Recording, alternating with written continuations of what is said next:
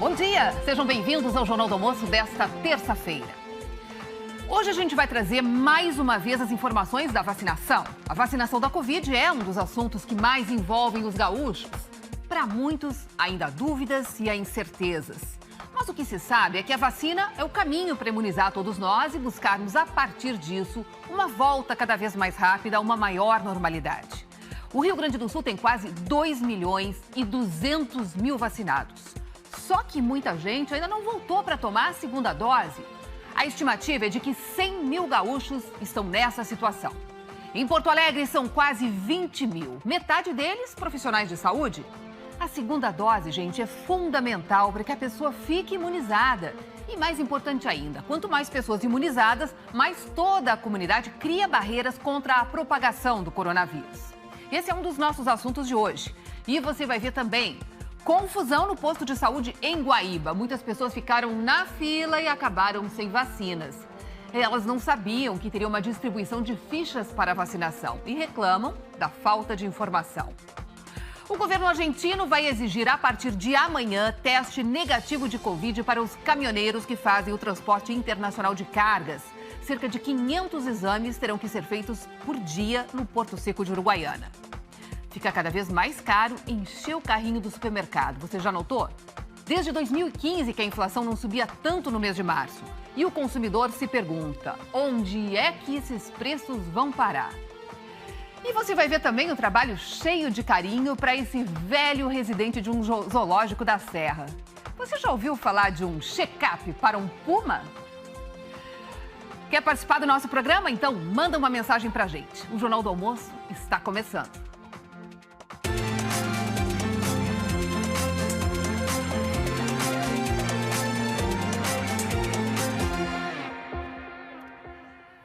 O coronavírus não trouxe apenas crise na saúde e na economia. A pandemia atingiu em cheio também a discussão política.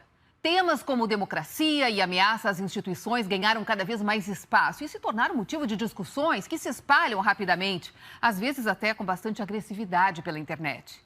Esses temas também estão sendo discutidos na edição deste ano do Fórum da Liberdade, que começou ontem. Um dos palestrantes, o vice-presidente Hamilton Mourão, ressaltou que a política é a única forma de encaminhamento de soluções numa democracia. A primeira discussão da segunda-feira fez uma provocação. Será que as mídias digitais vão implodir a democracia? Os três participantes do painel acham pouco provável. Ainda que é uma democracia, que seja uma democracia imperfeita, com muitos defeitos, mas o Brasil tem algumas instituições que funcionam bem e essas instituições garantem que a nossa estabilidade institucional seja mantida. O Fórum da Liberdade é um encontro de analistas políticos, empreendedores e pensadores de diferentes campos da ciência. Este ano, o tema central é o digital, limita ou liberta? Um convite a refletir sobre as contradições das novas tecnologias, que nas redes sociais dão voz a muita gente, ao mesmo tempo em que podem gerar fenômenos como a polarização. O evento teve na abertura a presença do vice-presidente da República, Hamilton Mourão, que falou sobre os desafios da democracia e do capitalismo.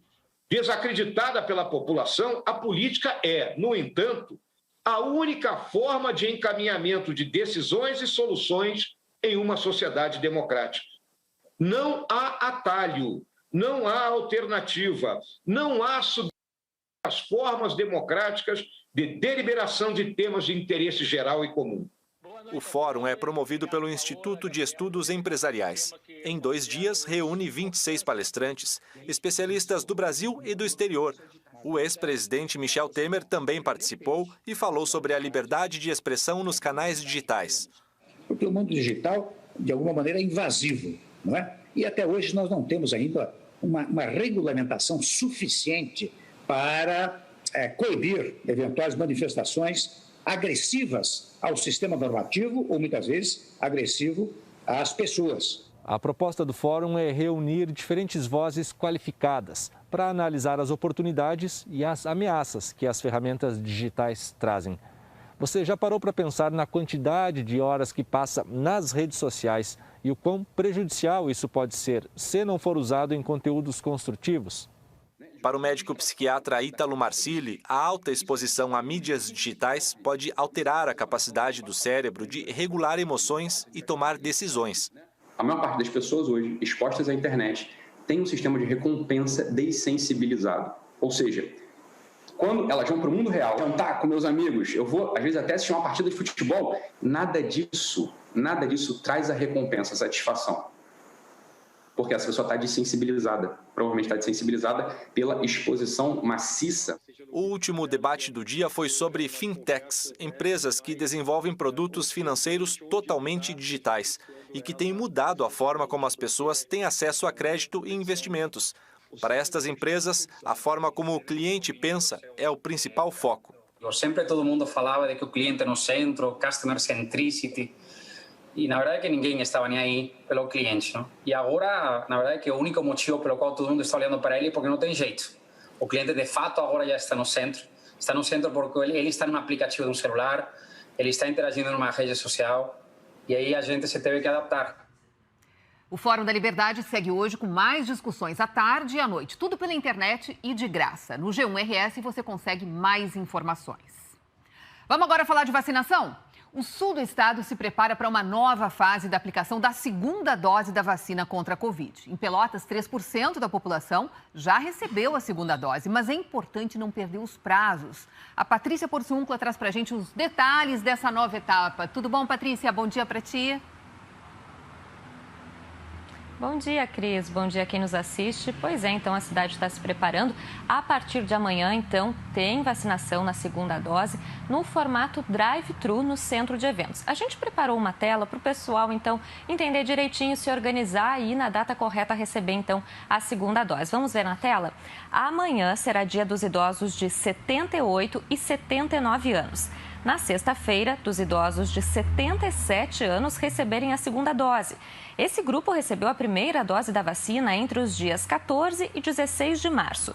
Na semana que vem, segue o drive-thru no centro de eventos também. Terça-feira para quem tem 76 anos, quinta para 75 e sexta para idosos de 74 anos.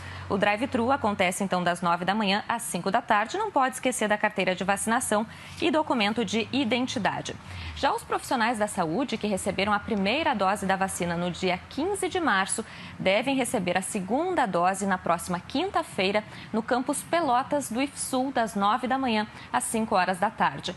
Pelotas já aplicou a primeira dose da vacina em cerca de 18% da população. Isso representa mais de 60 mil pessoas, então, que já receberam a primeira dose da vacina. Hoje, o dia está sendo de vacinação em Bagé, na região da Campanha.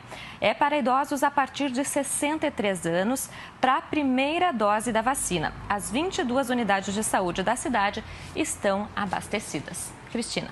Patrícia, aproveitando que eu estou falando contigo, eu queria algumas informações aí sobre o Porto de Rio Grande, né? Que segue fechado depois daquele acidente entre um navio e um barco de pesca. Felizmente ninguém se feriu, mas eu imagino que tem bastante transtornos por lá. Tem sim, Cris, porque as operações já estão suspensas, então há mais de 24 horas. Há o transtorno, então, porque as embarcações não podem entrar nem sair do Porto de Rio Grande. Quem vai trazer mais informações agora para a gente é a repórter Joellen Soares, que está ao vivo no Porto de Rio Grande. Joellen, gostaria de saber mais informações, então, sobre esse acidente e também se há alguma previsão para a retirada desse barco e normalização, então, das operações no Porto. Bom dia para você.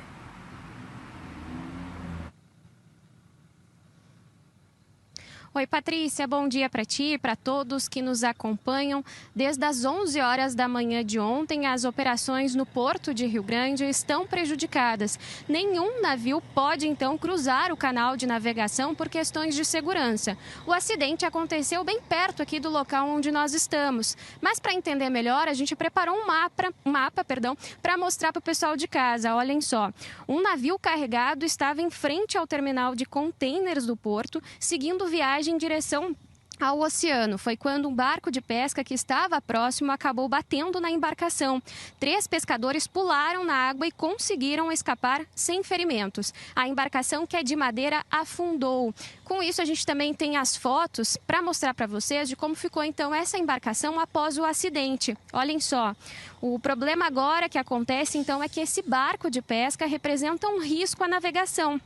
Por exemplo, as redes de pesca podem provocar acidentes com outras embarcações. Além disso, o óleo do combustível também pode causar um acidente ambiental. A Marinha e a Superintendência do Porto estão reunidas desde ontem, tentando encontrar melhores alternativas para resolver essa situação. Os mergulhadores foram acionados para analisar e também retirar, as melhores formas para retirar, então, a embarcação. O fato, então, é que esse acidente está causando já um prejuízo muito grande por aqui. Diversos navios estão aguardando para seguir viagem, como exemplo desses ao fundo aqui da região, então carregados de soja estão parados. A última atualização da Marinha, então, é que desde as 11 horas da manhã de hoje, barcos estão sendo usados em busca de itens perdidos. Há uma expectativa de que amanhã seja retirado, então, o restante da embarcação e dessa forma ainda não há liberação do canal de navegação do Porto de Rio Grande, Patrícia. Obrigada, Joellen, pelas informações. Pois é, Cristina, então hoje ainda o dia será de transtornos no Porto de Rio Grande e a gente segue acompanhando essa situação. Volto contigo. Obrigada pelas informações, Patrícia. Tomara que tudo possa voltar logo à normalidade por aí.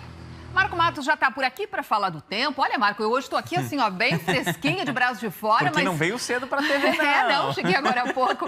Mas eu sei que fez frio cedinho em algumas cidades, né? Quais foram as cidades mais geladas? Fez frio, eu vim aqui para o Bom Dia Rio Grande, passei frio até em Porto Alegre, hoje com 19 graus, mas olha, teve cidade bem mais fria. Vamos botar aqui uma arte na tela, que eu preparei um ranking, Cristina, das cidades mais geladinhas hoje. Então vamos lá, ó. Deu até inveja nos meus cuscos que estão preparadinhos aí para aparecer no inverno. 7,8. Isso, em Vacaria, Soledade com 8, Serafina Corrêa com 8. Bom Jesus, Bagé, Santa Rosa e Quaraí completam a lista das cidades que tiveram temperaturas abaixo dos 10 graus hoje, gente. Foi frio mesmo. Só que é o seguinte, o que tem previsto para o dia de hoje? Vamos botar aqui o meu mapa. Ó, tem sol em todo o estado. Pode aparecer só um pouquinho de chuva, se aparecer lá no litoral norte, mas a probabilidade é bem pequena. Aí, com esse sol, as temperaturas agora à tarde vão subir, vão ficar mais agradáveis. Então, as temperaturas para agora à tarde, ó, 25 em Porto Alegre, 28 em Santa Cruz, 27 no Alegrete, 29 em Cruz Alta, também em Santa Rosa, 31 lá em Frederico Westphalen, 24 aqui em Bagé e Santana do Livramento, ou seja, temperaturas bem mais amenas. Vamos espiar como está o tempo agora, então, em algumas cidades do estado, abrindo essa nossa janela de luxo aqui do Jornal do Almoço. Começando pela capital dos gaúchos, olha, tem assim um pouco de nuvens no céu, né? A gente pode ver daqui, mas a temperatura agora está agradável, 20 graus, né? Como eu falei agora há pouco, máxima de 25 hoje prevista aqui para Porto Alegre. De Porto Alegre a gente vai pegar o Expresso para Bagé agora, ó, 17 graus na campanha, hoje cedo teve nevoeiro por lá, fez apenas ali 9 graus, estava frio mesmo. Hoje tempo firme e ensolarado, máxima de 24, tá, gente? E Santa Rosa agora, a gente pode ver na tela, aí sim o tempo está bem aberto em Santa Rosa. Tá ajudando quem está colhendo soja lá no noroeste do estado. E ó, como tem graus. Gente colhendo, hein? É, o pessoal está trabalhando muito na lavoura. Então é um dia ótimo aí para a colheita da soja. Aproveite que daí na quinta-feira tem um pouquinho de chuva por lá. Tá, e para amanhã, conta pra gente, vai continuar essa situação assim, das manhãs fresquinhas e depois um calor bem maior à tarde? É isso, a gangorra tá com a gente agora por alguns dias. É friozinho de manhã e calorão à tarde. Amanhã é o seguinte, gente, amanhã a gente vai ter isso aqui, ó. Tem sol em basicamente todo o estado. Amanhã tem uma área de chuva com possibilidade aqui entre parte do noroeste e a fronteira oeste. Mas amanhã ainda a chuva é de baixo volume. Então, por isso que eu falei que a colheita de soja amanhã ainda pode andar com mais tranquilidade. Mínimas para amanhã. Amanhã ainda vai estar friozinho, ó. No Alto da Serra, 6 graus é a previsão. 10 em Caxias, 12 em Bagé e Santana do Livramento, 13 em Santa Cruz, 15 em Porto Alegre, 16 em Pelotas. Aí depois à tarde vai esquentar, mas eu vou contar mais sobre isso e também sobre os próximos dias daqui a pouco, Cristina. Tá bom, espero você. Sempre muito bem-vindo aqui no nosso estúdio. Gente, agora é hora da participação do Túlio Milmo, nosso comentarista que está trabalhando em casa. E hoje ele tem uma bela história para contar pra gente, uma história de honestidade, Túlio. Bom dia!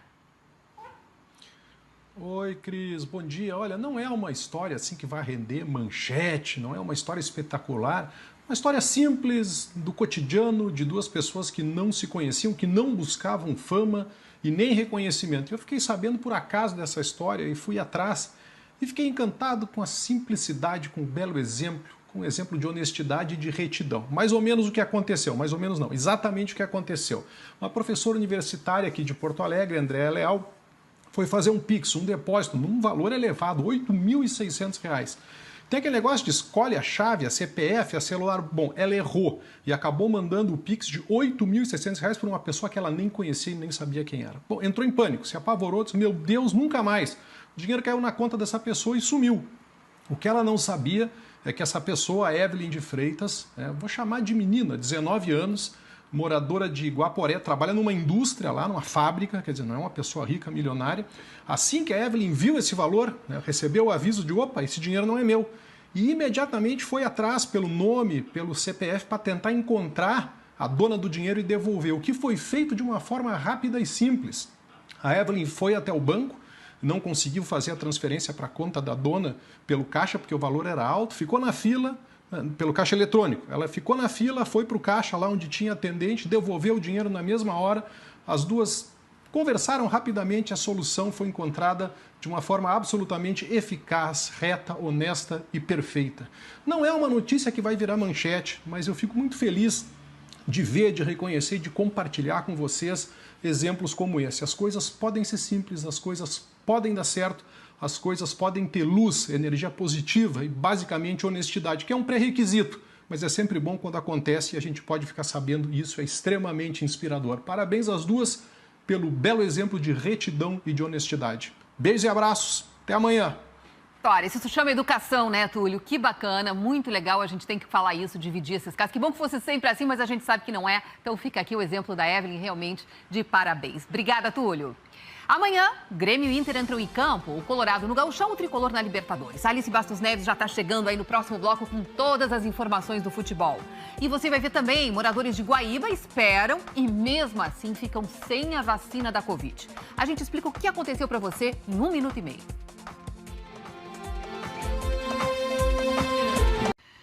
Estamos de volta com o nosso Jornal do Almoço e agora nós vamos falar de Guaíba, uma cidade aqui pertinho de Porto Alegre. Por lá, muitas pessoas ficaram sem receber a vacina da Covid. Elas não sabiam que teriam que ter pego uma ficha antes. E quando chegaram para se vacinar, não havia mais doses disponíveis.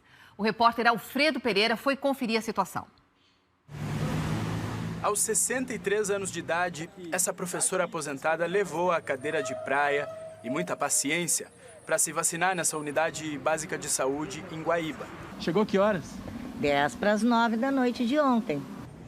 A vontade de se vacinar fez a dona Noeci também encarar a fila desde ontem.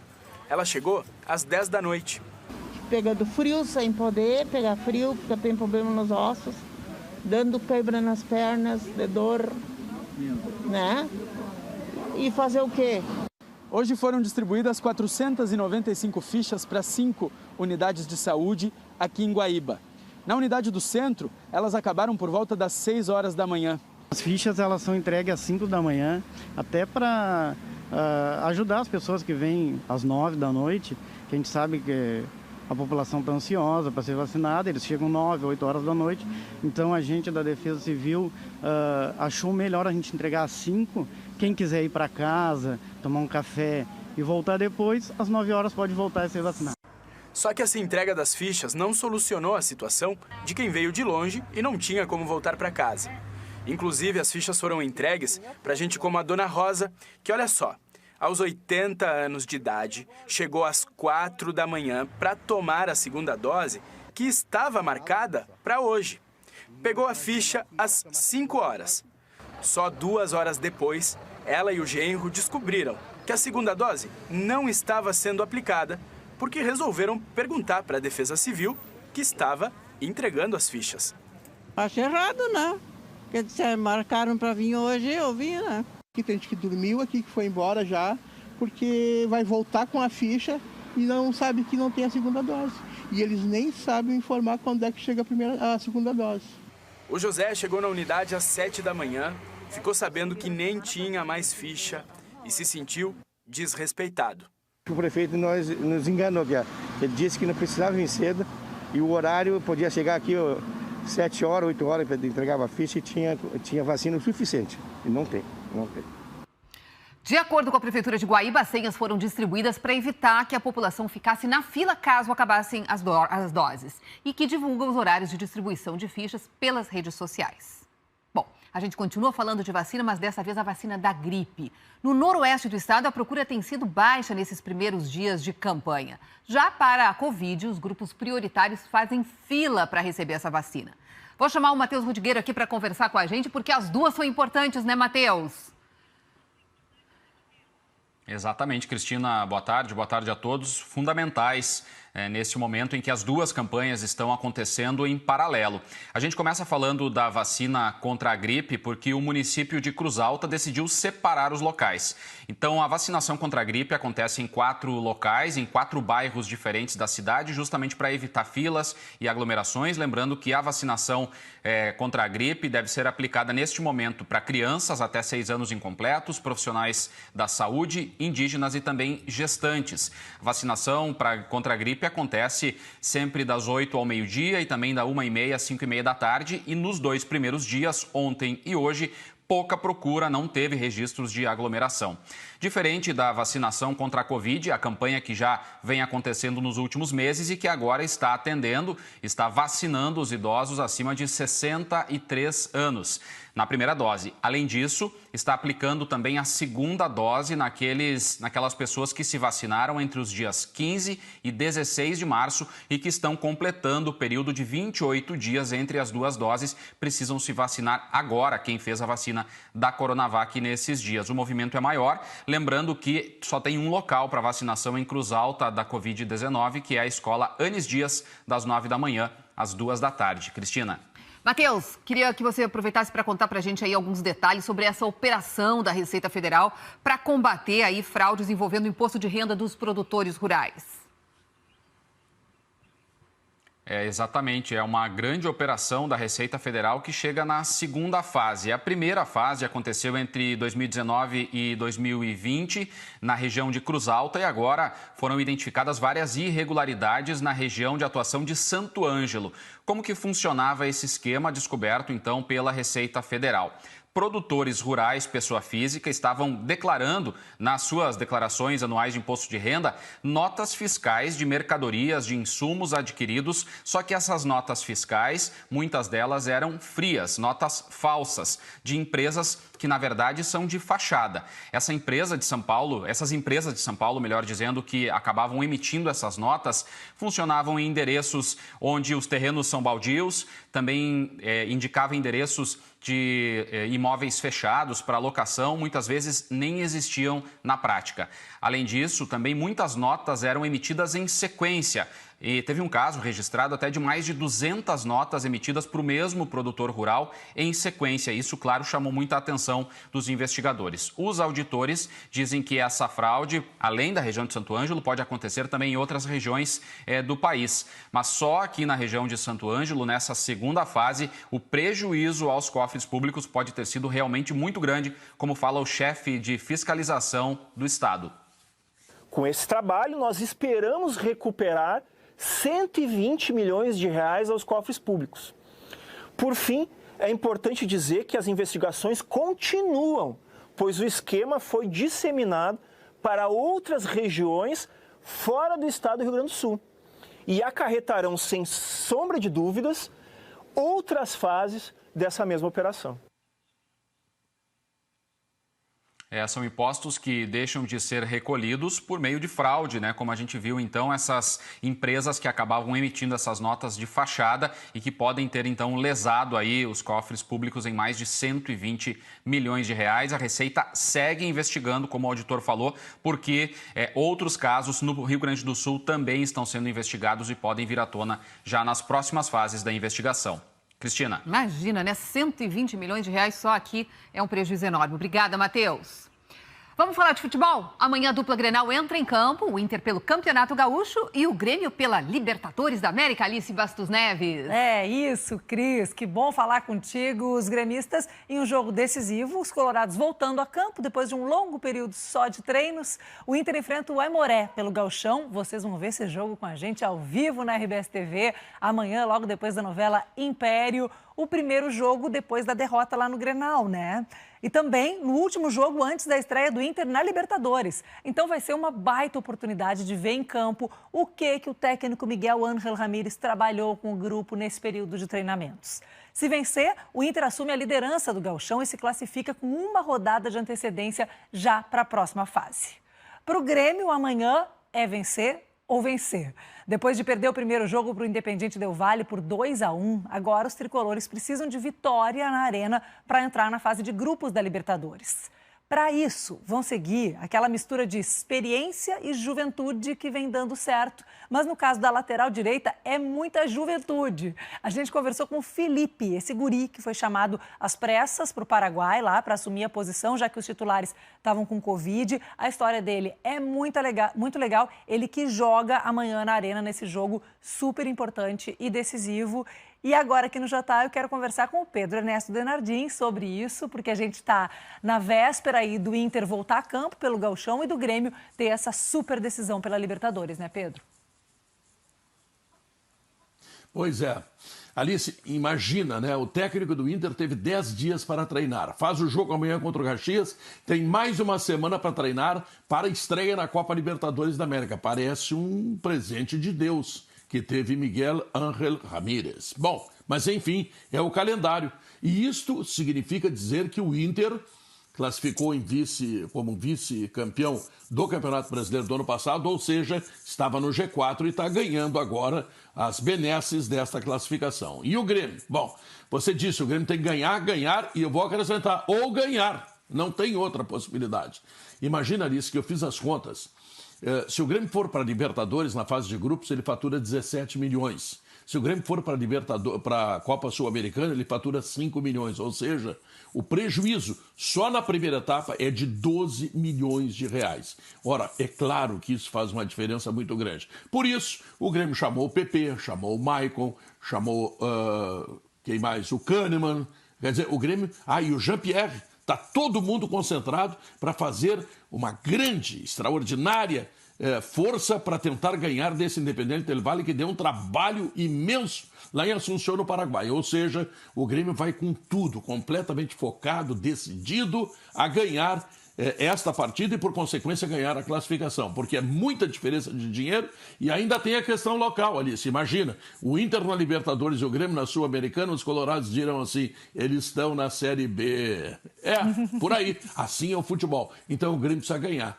Como precisa ganhar? Amanhã, 7h15 da noite, o Grêmio precisa ganhar ou ganhar. Tá bom, Alice? Um beijão pra ti, tchau. Certíssimo, Pedro. Até amanhã a gente fala mais aí dessa quarta-feira de Libertadores e de Gauchão, que é assunto também no Globo Esporte, logo depois do JA, nessa terça. Espero por vocês, Cris. Tá certo. Até mais, Alice. Gente, está fazendo exatamente um mês dessa imagem que nós vamos mostrar aqui no nosso telão, uma imagem chocante que registra uma tragédia com um caminhão que transportava combustível. Você lembra?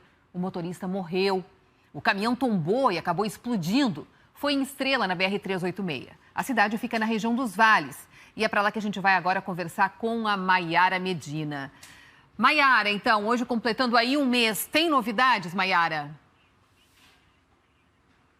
Oi, Cris, boa tarde. Pois é, né? Hoje faz um mês que os motoristas precisaram ajustar as rotas ali naquele trecho por conta desse acidente. E a partir de hoje tem novidade sim, Cris, por isso a gente conta agora para todo mundo que está nos assistindo, né? Vamos lá, gente. A pista sul da ponte, que estava com restrição de trânsito, vai ser liberada hoje para cargas pesadas. Ela fica do lado oposto aonde aconteceu o acidente, teve um pilar danificado, mas ele já foi reforçado. O trânsito nessa pista vai ser liberado, né, nos dois sentidos. Mas a CCR também informou que hoje à noite o trânsito vai ser totalmente liberado na BR-386. Portanto, o desvio que aumentava em cerca de 40 quilômetros aí o trajeto não vai ser mais necessário a partir de hoje. Já a ponte no sentido norte, onde o caminhão então explodiu, essa sim segue interditada e a previsão é de que a reforma dela seja concluída no dia 10 de maio. A gente te conta mais detalhes agora numa reportagem, olha só. 30 dias se passaram desde que essa triste imagem foi gravada. O impacto do acidente tirou a vida do motorista Anderson Barbosa da Silva, de 36 anos, e interferiu no tráfego da BR-386, no Vale do Taquari. Na época, por medida de segurança, as pontes sobre o Arroio Boa Vista chegaram a ser interditadas. O desbloqueio parcial veio logo, mas com limitações de circulação de veículos. A solução não foi suficiente. Cerca de 50% dos municípios gaúchos dependem dessa rodovia federal para fazer entregas de carga com agilidade. Não passar pelo trecho do acidente aumentou o percurso do seu Robson em quase 100 quilômetros. Levar o combustível de Canoas até Ijuí ficou mais demorado e mais caro. A gente não está acostumado a andar nesse movimento aqui, nesse trecho aqui. É complicado, bem complicado. E faz muita falta para nós lá, como somos motoristas, aquele pedaço lá, muita falta. São 3 vezes por semana fazendo esse trajeto. Para seguir pela BR-386, o seu Robson pegou as RSC 287 e 453. Ambas rodovias gaúchas que não foram feitas para suportar a carga de caminhões pesados. Por isso, o trânsito desse tipo de veículo precisa de autorização do Estado, que permitiu o fluxo como rota alternativa, enquanto o problema na BR-386 não é completamente resolvido. O conserto das 2 pontes vai reduzir o tempo de viagem de quem precisa fazer o desvio pelas rodovias estaduais, mas também de quem pode passar pelo trecho do acidente. A restrição no trânsito aqui da BR-386 tem causado muita lentidão entre Lajeado e Estrela. As filas de engarrafamento têm sido longas nos 2 sentidos, principalmente em direção à capital. É um arranque-para o dia todo. E com a distância menor entre os veículos, o risco de acidente é alto. 30 dias, 3 acidentes num trecho com a condição que a gente tem hoje, ela é bastante positiva e isso nos alegra bastante. Todo usuário, né, que se retomar a condição normal da rodovia, vai se melhorar bastante a questão de tempo, né? E com isso a distância entre os veículos vai ficar maior e a gente acredita também que isso acabe acarretando numa melhoria da segurança. Quem passa pela estrada nem sempre conhece o trajeto alternativo. Normalmente o motorista não conhece esse percurso. Então, ele não sabe se o caminhão ele pode passar em algum lugar ou não, principalmente aqueles caminhões que têm cargas excedentes. Tudo isso pode voltar ao normal no mesmo instante em que o trânsito for liberado no trecho do acidente. E, finalmente, já tem prazo para acontecer. Até 10 de maio, a estrutura da Ponte Norte, que liga a capital ao interior do estado, vai ser consertada. A restrição de veículos pesados foi retirada alguns dias após, no sentido capital. Entretanto, somente hoje, dia 13 de abril, estamos liberando o sentido interior para os veículos pesados. A CCR também informou que de hoje para amanhã e de quarta para quinta-feira, à meia-noite, o trânsito vai ser interditado no local, nesse ponto da rodovia, então, porque a empresa precisa fazer a substituição de aparelhos que estão apoiando as pontes. A gente também entrou em contato com a EGR, que disse que tanto as rodovias 453 como a 287 tiveram um aumento de fluxo significativo, aí, principalmente de veículos de cargas pesadas, mas que durante esse período não houve registro de acidentes e que a empresa, Cris, continua fazendo a manutenção das 2 pistas para evitar, então, o desgaste delas. Uma ótima tarde para todo mundo. Até amanhã. Impressionante todo o transtorno que esse acidente causou, né? E ainda teve a perda da vida do motorista, que foi o pior, né? Obrigada pelas informações, Maiara. Em Caxias do Sul, empresários e trabalhadores da indústria entram de acordo aí para diminuir a jornada de trabalho. É o jeito de manter empregos em meio à pandemia. A gente vai explicar melhor para você depois do intervalo. E mais, que desde 2015 não subia tanto a inflação no nosso estado. E fica cada vez mais difícil encher o carrinho do supermercado. Em 1 minuto e meio a gente volta com essas informações para você.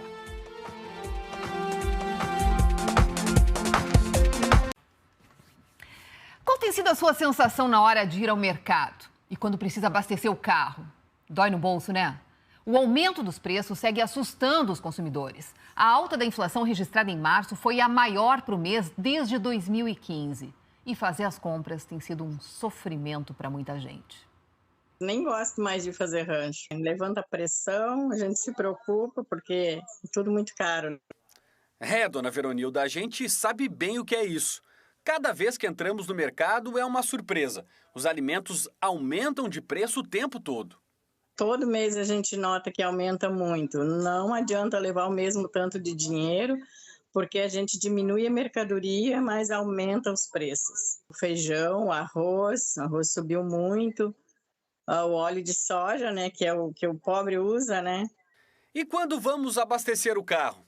O valor do combustível também virou vilão no orçamento do trabalhador.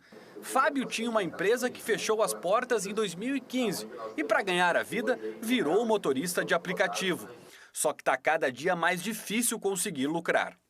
Se a gasolina tivesse uma redução, com certeza iria ajudar. iria ajudar, porque a gasolina, como eu disse, é um insumo que mais impacta no nosso ganho. Então, nós temos aí uma taxação muito alta de impostos aí, né? O sentimento de que tudo está mais caro é confirmado pelos números oficiais. O IPCA é o Índice Nacional de Preços ao Consumidor Amplo e serve como termômetro da inflação no país. Ele indica a variação de preços de um conjunto de produtos e serviços. Em março, o IPCA na região metropolitana de Porto Alegre teve variação de 0,95%. Em fevereiro, havia sido de 0,86%. Com um novo resultado, o IPCA foi para 6,36% no acumulado de 12 meses. Essa alta do IPCA na Grande Porto Alegre segue um padrão nacional. Em março, o índice registrou variação de 0,93% no Brasil. E no acumulado dos 12 meses, esse aumento passa de 6%. É a maior marca para o terceiro mês do ano desde 2015. Os pequenos empresários também sentem na pele esse aumento. Tairine vende marmitas há 6 anos. Durante esse tempo todo no ramo, ela nunca viu uma variação tão grande nos preços e teve até que reduzir o número de funcionários. É a embalagem, né? A carne foi um aumento assim gigantesco. A gente estava até olhando antes da pandemia, eu pagava uma caixa de carne em torno de R$500, né? A mesma caixa de carne com o mesmo peso, hoje eu estou pagando em torno de R$790, R$780. A alta de preços deve provocar novos aumentos na taxa básica de juros, a Selic, que é o principal instrumento do Banco Central para tentar conter a inflação. Enquanto a estabilidade dos preços não chega, cada um faz o que pode para ajustar o orçamento.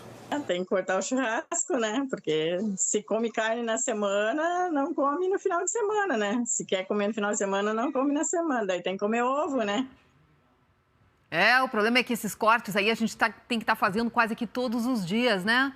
Giane Guerra, preciso que você traga uma luz aqui pra gente. Tem previsão, Giane, de uma trégua para o nosso bolso aí nos próximos dias com essa situação toda? Olha, Cris, pois é. A nossa entrevistada ali falava de driblar a inflação, né? O que a gente chama de inflação pessoal.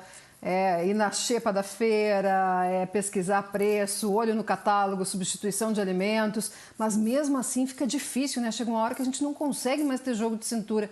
E aí, como tu perguntou, qual é a perspectiva? Olha, a gente tem agora as safras. As safras costumam aumentar a oferta de alimentos e isso tende a reduzir preço. Mas a gente tem um outro problema, que é a nossa economia ser muito dolarizada e o dólar estar num patamar muito alto.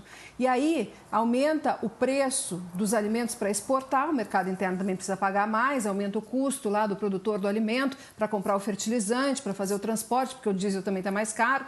E aí aumenta o que a nossa entrevistada também falou ali, a embalagem, o custo da embalagem subiu muito, porque falta insumo, porque também tem insumo em dólar, matéria-prima em dólar. E aí, né, gera todo esse problema. É preciso que a economia se ajeite para que os custos reduzam, para que tenha uma produção adequada, para que a gente consiga ter uma valorização do real em relação ao dólar. Precisa desfazer aquele orçamento, aquele nó no orçamento que está lá em Brasília, né, dependendo do governo e dos parlamentares conseguirem chegar a um acordo para reduzir o risco fiscal, que vai trazer o investidor estrangeiro com seus dólares aqui para o Brasil. São questões grandes, macroeconômicas, que afetam, sim, o nosso bolso aqui, Cris. É bem importante observar isso. Mas a safra pode trazer um alívio nos alimentos e vamos continuar trazendo aqui dicas para que a gente consiga fazer um pouquinho da nossa inflação pessoal, trocando dicas aqui, né, Cris? Como a gente troca eventualmente eu e tu também, né? Muito bom, a Giane. Seguidamente eu entro lá no meu WhatsApp e a gente conversa e ela me dá ótimas dicas de onde comprar isso, onde comprar aquilo. Obrigada, Giane. Até a próxima. Bom, agora eu quero chamar aqui, gente, o Paulo Germano para falar sobre uma informação que ele trouxe hoje na coluna dele. A Prefeitura de Porto Alegre finalmente vai reativar aquele chafariz que fica ali em frente ao mercado público. É um chafariz lindo, né, PG? Quando muita gente olha as fotos, nem acredita que ele está aqui na nossa capital, só que desativado há bastante tempo. Desde 2015, Cris, boa tarde a todos.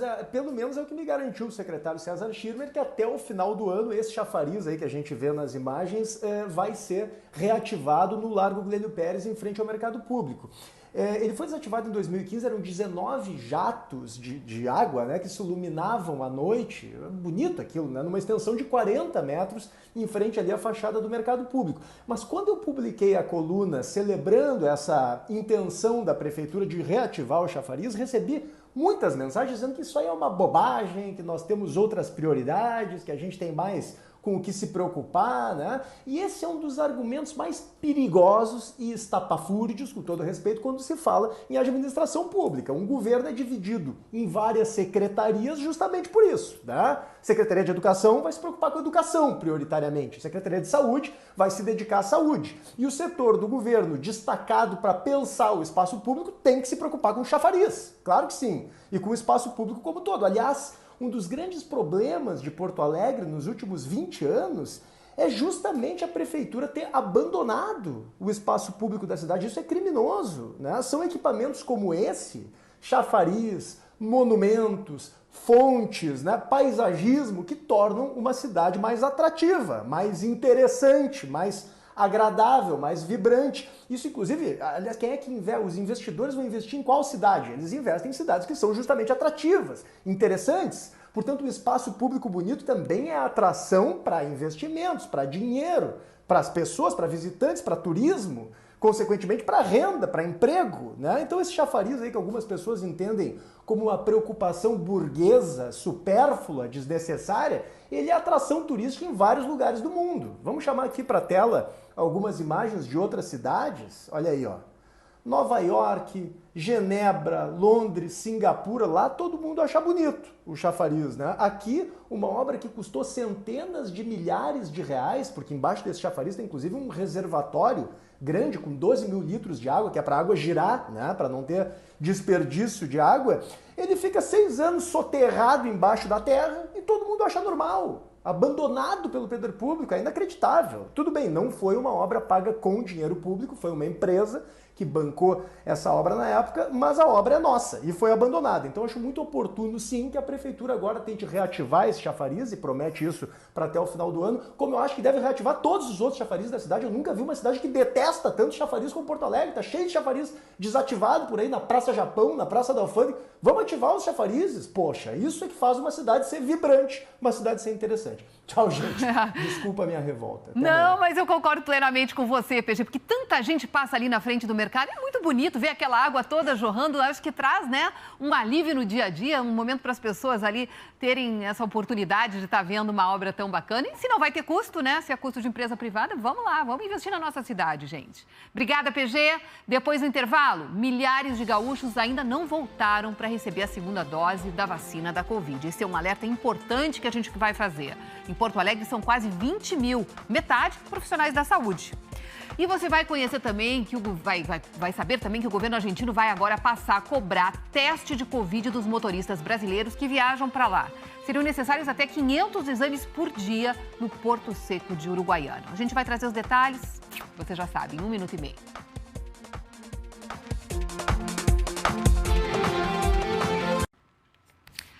Estamos de volta com o nosso Jornal do Almoço. E ontem nós falamos aqui sobre o caso da jovem de 18 anos que foi morta dentro de casa aqui em Porto Alegre. O padrasto dela é o principal suspeito, ele foi preso ontem e confessou o crime. De acordo com a polícia, o homem de 42 anos foi resgatado após se jogar da ponte do Guaíba, em Eldorado do Sul. Ele foi encaminhado para o Hospital de Pronto-Socorro de Porto Alegre, onde mentiu sobre a identidade, mas os policiais conseguiram confirmar quem ele era. O homem foi preso em flagrante e ainda no hospital foi ouvido pelos policiais. Ele admitiu ter matado a enteada. Gabriele França morreu ontem na casa onde morava no bairro Agronomia, zona sul de Porto Alegre. De acordo com a polícia, o homem não aceitava o fim do relacionamento com a mãe da jovem e avisou a ex-companheira que havia cometido o crime antes de fugir. Ele vai responder pelos crimes de feminicídio, asfixia mediante recurso que dificultou ou tornou impossível a defesa da vítima e também pelo crime de falsidade de identidade. A partir de hoje, o corregedor da Assembleia tem prazo de 5 sessões, prorrogáveis por mais 5, para apresentar um parecer sobre o caso Rui Irigaray. O deputado do PSL é acusado por 2 ex-assessoras de usar servidores do gabinete para reformar a casa da sogra em horário de expediente. A denúncia exibida pelo Fantástico completou 2 meses essa semana. Além da reforma, as ex-assessoras acusaram o deputado Rui Irigaray de exigir parte dos salários dos servidores e de criar perfis falsos em redes sociais para atacar companheiros de partido. Ele nega as acusações. O prazo para a conclusão do relatório do corregedor Tiago Simon foi fixado por norma aprovada pela mesa diretora da Assembleia. Mudando de assunto, a partir de amanhã, o governo argentino vai passar a exigir exames de PCR negativo dos caminhoneiros que fazem o transporte internacional de cargas. A Vanessa Bax vai agora aparecer aqui no nosso telão e trazer os detalhes para a gente. Quantos testes seriam necessários diariamente para esses caminhoneiros? Você tem um cálculo disso para a gente, Vanessa? Oi, Cris. Boa tarde a todos. Eu tenho sim do Porto Seco em Uruguaiana. Seriam necessários, então, a partir de agora, cerca de 500 testes PCR todos os dias para dar conta dessa demanda a partir da nova decisão do governo argentino. Claro que todo o setor do transporte internacional está mobilizado em função dessa decisão, porque não são só os exames, que precisam ser realizados nos motoristas, tem todo o custo para realizar tantos exames PCR todos os dias, sem falar que é preciso também ampliar a capacidade dos laboratórios no processamento das análises, porque isso pode inclusive acarretar o atraso na chegada das cargas no seu destino. De acordo com a decisão do governo argentino, o exame precisa ser realizado no máximo até 72 horas antes da viagem. O Henrique Dil explica mais sobre essa decisão agora na reportagem.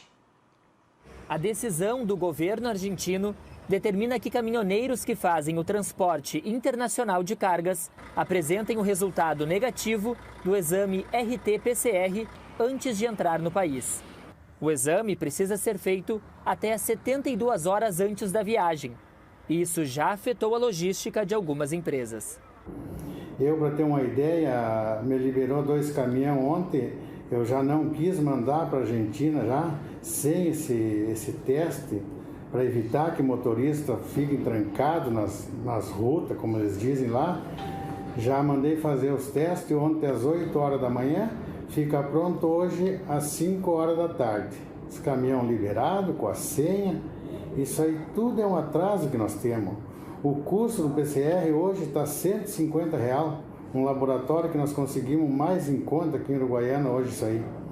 Então são todas essas providências que a gente está tomando. A Associação Brasileira de Transportadores Internacionais teme que a nova exigência provoque filas de espera e aumente os custos de operação. Qualquer processo novo, independente de qual for, atrasa o processo. Que já não é um relógio, porque tem um monte de situações que podem interferir em seus tempos.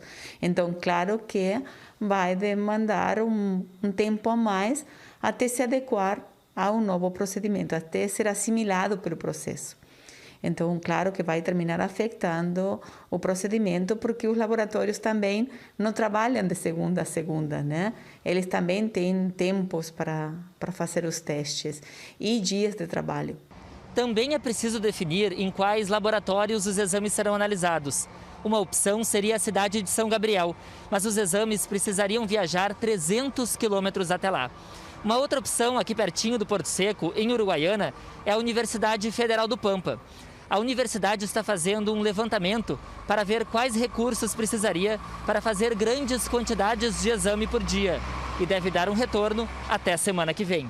Se eu pensar que um teste vai ser feito de 24 a 48 horas, os atrasos, os represamentos poderão ser de 48 a 72, porque se eu tenho que estar com o resultado em mãos, evidentemente que isso também vai implicar que espere o resultado negativo para poder agendar um motorista.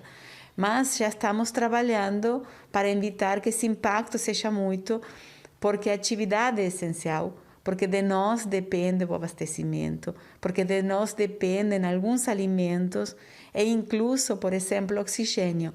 A associação encaminhou uma carta ao governo federal pedindo que a vacinação dos transportadores de cargas seja antecipada e que o Brasil passe a exigir o mesmo exame dos motoristas que entram aqui.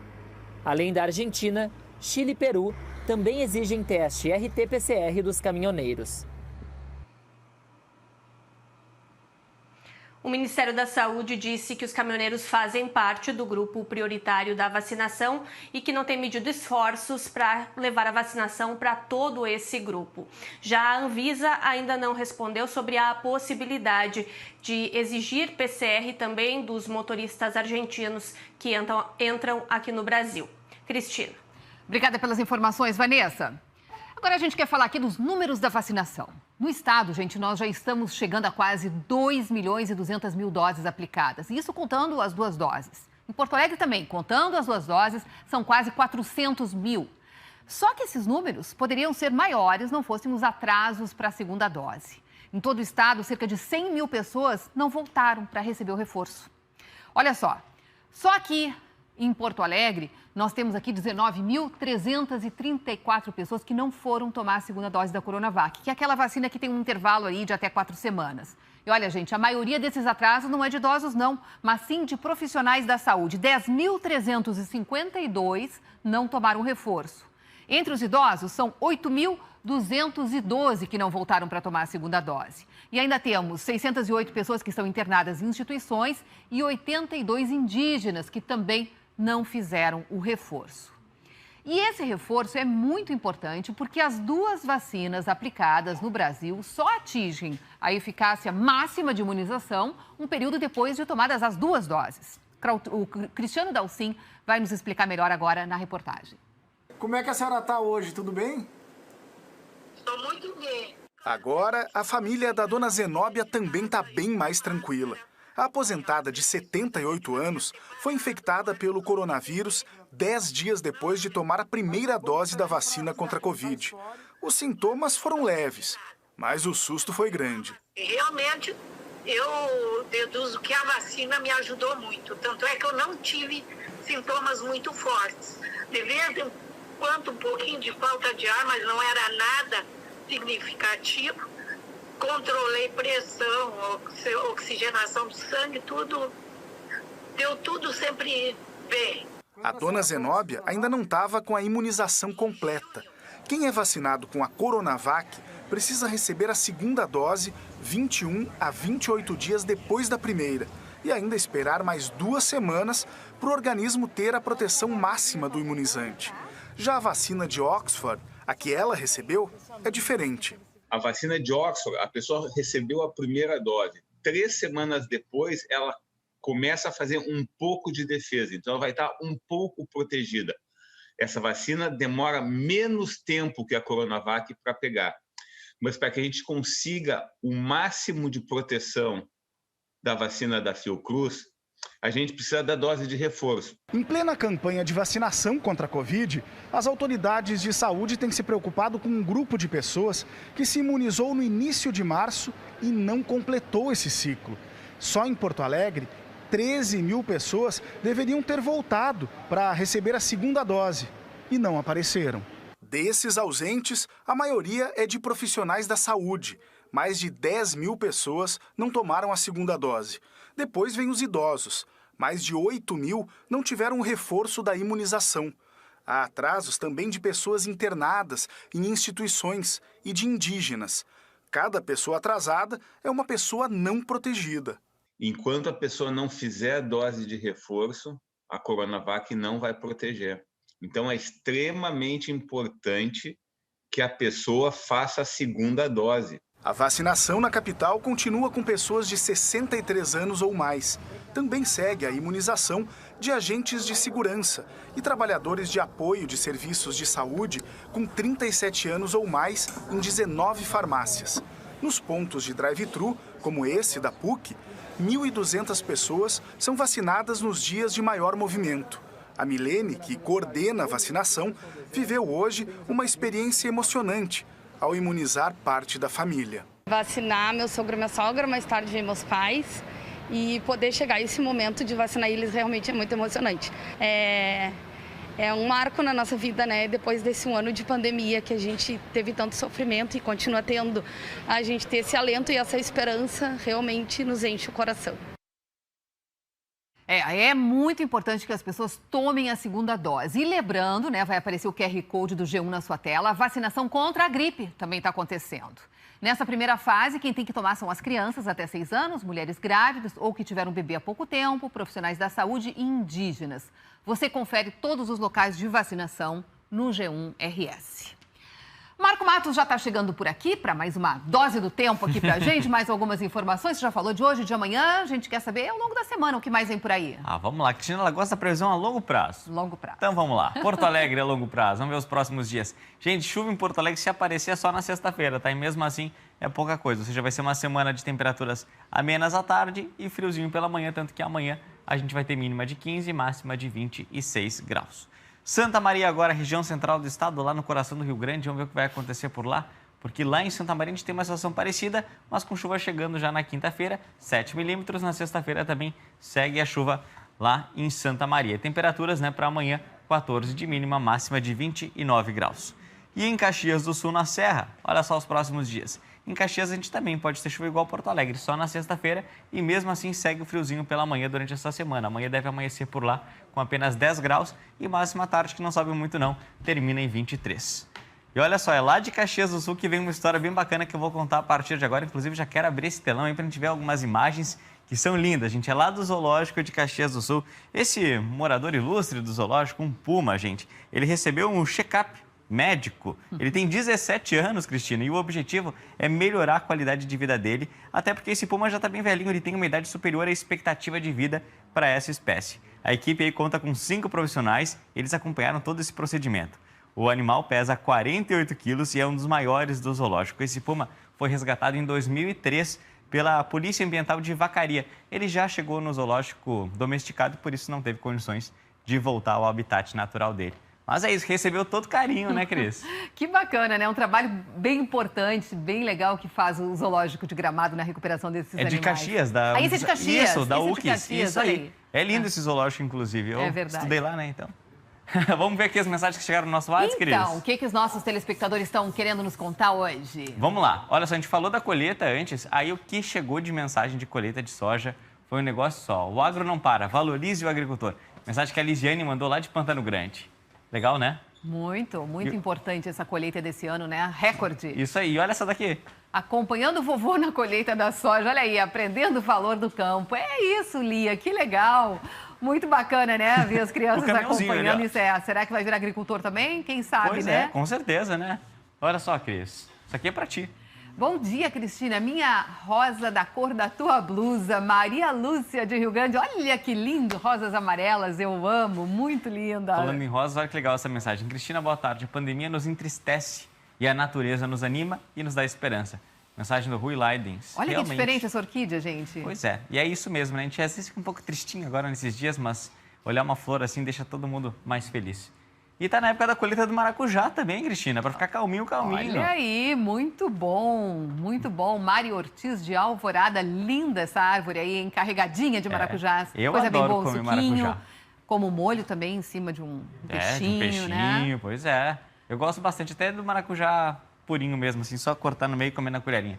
Ó, e segue a colheita da soja em Maçambará. Maçambará fica lá pertinho de Itaqui, garantindo o nosso pão, o pão nosso de cada dia. Mensagem da Nath Borges. Show de bola. E vamos terminar com esse menininho aqui? Ai, que amor! Gautinho Pedro nasceu no início da pandemia, dia 26 de março. Falei com 1 aninho. Lá de Venâncio Aires. Que amor, Sabrina. Obrigada. Uma fofura esse gauchinho aí. E com essas mensagens lindas que vocês mandam pra gente, nós encerramos o nosso programa de hoje. Amanhã tem mais e tem mais espaço para vocês continuarem aí conversando e trocando ideias aqui com a gente, mostrando aí as suas fotos. É isso? É isso aí. Até mais, gente. Até amanhã. Ótima tarde, até amanhã.